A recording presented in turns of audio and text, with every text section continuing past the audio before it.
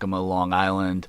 Well, Mr. Knox, welcome aboard to Long Island's #1 pro wrestling broadcast, Monty and the Pharaoh. Thank you for having me. Thank you. I apologize in advance for scaring you when you were younger. You scared my wife. Well, Not when I was younger. I'm actually older than you. You scared me while I was older. even better. That's Look at that. impressive. You know what it is, bro. You just ain't never been hugged by me. Well, that's what it is. I got a lot of love. I got a lot of love to give, brother. If I get really good, it doesn't matter what my body looks like. WWE's gonna see it. You know what I mean? Right. Or whatever. But that's young and dumb moron. 28. You know, not 28. 18 when I started. So I didn't know nothing. So I'm trying to work out. I'm not getting no bigger. I'm just like this and that. And I was like, I lived like 3 or 4 miles from the Mexican border, like a big old town, Mexicali. You know, I used to live in El Centro, California. Mexicali, you know what I mean? I was like, I can walk across the border. They got pharmacies down there, but it's like, I don't know what I'm doing. So my mom hears me talking like this, and she's just like, well, are you going to do it? Or what are you going to do? If you have to do it, do it. You know what I mean? Like, whatever. And I was like, I don't know what the hell I'm doing. So I went out and worked or something, and I came back, and my mom had 2 bottles of like tests with like a bull or something or a bulldog on it.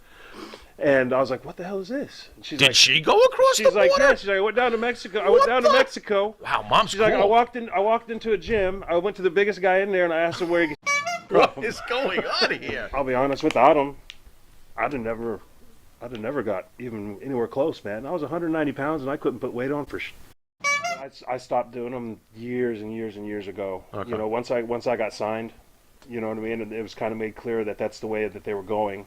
I was the first one on board because I really didn't want to do them in the first place. Right. You know, I was always thought, you know. Now, you mentioned that you were 190 pounds before Yeah. you resorted to taking these things. How do you feel nowadays when you see 190-pound guys holding world heavyweight titles?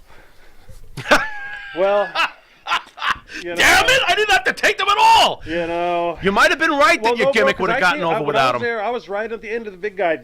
I was True. right at the end of the big guy stuff. True. You know what I mean? And like when after the Benoit stuff happened and True. like everybody started getting in trouble, then they're like, hey, knock it the off. So now you know what I mean? Like you brought up Benoit. Did you know Benoit at all? Yeah, yeah. So we were in ECW together. what kind of person was he with you? Bro, we had dinner.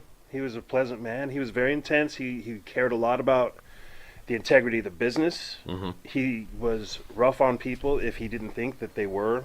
If he thought that they were, I don't want to say jokes because some of them are my friends and they've lasted a very long time in the business. You know what I mean? But if he didn't think that you had what it took, you know, he would push you a little bit. You know what I mean? Like he was a very intense individual, but he would also be the first one to put his arms around you. And, you know, hey, this is what I'm trying to do. You know, we're not going to be around forever. We need somebody to be tough up here. Like, if we let the nerds take over, then what is all this for? You know what I mean? Whatever. It's like, we kind of want to give you this thing. You know what I mean? So anyways, he was super nice to me all the time. He would come into Deep South classes on Saturdays with his kids, like to help the kids out, like to help the young workers out at Deep South. Like, like I said, I don't know what happened. And I can't even speculate. Well, needless to say, you then were in shock when this whole God. thing went down, right? We were sitting at I think we were sitting at a pay-per-view or a TV taping or something, and he just didn't show up, and it was like, Did you not feel with him. You know, he's the first one in, last one out. Like I said, he's all about respect in the business too. So it's like, after the shock wore off, did you feel any anger towards him for what had happened? I was in denial for years. Okay. I thought something else happened. Like I was blaming people I didn't know. You were blaming? Were you blaming were you one of these guys? You weren't doing the Kevin You Sullivan weren't doing the thing, Kevin were you? Sullivan thing, Yeah, like, oh, it was bro, Kevin and I'm sitting Sullivan. there, like, and I'd never even met Kevin Sullivan. You know what I mean? So it's like you don't know how freaking nice he is. Yeah, right. You just didn't want to Freaking the believe sweetest that. guy in the world. And you're like murderer, like just because you see this character that he played. It's like, yeah, bro. I was in denial for years, man, because the guy that I met, the guy that was coming into the schools to try to help us, and with his kids there. You know what I mean? He was so nice, and he loved them so much. Like, I just couldn't. I don't know what happened. So then you were part of those 2 infamous meetings, then I'm assuming, when they announced to all you guys that Chris has passed away, and we're going to do a tribute, and then the secondary meeting where, like, hey, A race. yeah. So can you Don't talk about that at all? Yeah, they did this real nice thing for him, and then it started coming out what was going on, and then another meeting. They're like, listen, no comment. Don't please, guys, don't talk nothing. Who did the speaking, Vince? I think it was. I want to say it was Johnny Ace. Johnny he Ace. He did most of them. Through Vince. Yeah. Gotcha. Yeah, he did most of them. You know, it's just, brother, I just can't. I can't imagine what it could have been. And now I'm petrified. You know, because at CTE they started looking at his brain. You know what I mean? And granted, nobody went as hard as him. You know what I mean? Like maybe Dynamite. You know what I mean? But like nobody went as hard as him, and he took a lot of shots to the head. One of the main things is that wrestlers like yourself, their belief is that you should have lifetime pensions, lifetime medical for what you've done for the business. Can you weigh in on that? What are your thoughts about that are? Does Vince McMahon owe you lifetime medical? Man, this is something I learned day one. Wrestling don't owe you.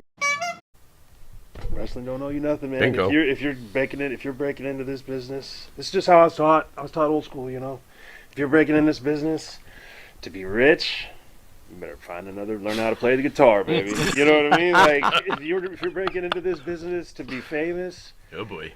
well, Yeah. guess what? Even when you get famous, you're still only just a certain kind of famous. You know what I mean? Right, Learn how to play the guitar, bro. Like I got my first video game check, and it was like 78 grand or something. 78 grand! Something cool. 78 grand! Yeah. So I'm just sitting there, I'm just like, I bet and then all of a